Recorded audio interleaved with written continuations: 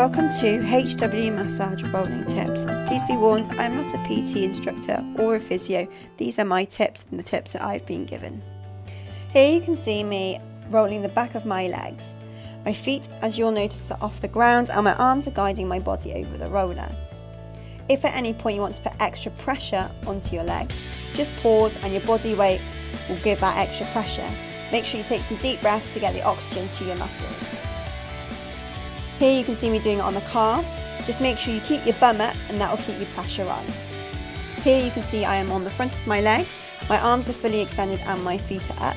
My arms aren't on their elbows due to the fact that I haven't got enough room. This way I can lever myself up. Here you can see I am rolling my IT band. This feels amazing after a run or after you've been climbing and using those hips. You'll notice that my arms are in a position of support for my upper body and my top leg has come across to help support my hip area to make sure I can really get onto that point.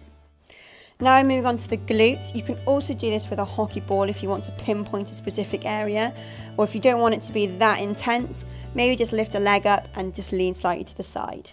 Thank you for watching Rolling Tips with HW Massage.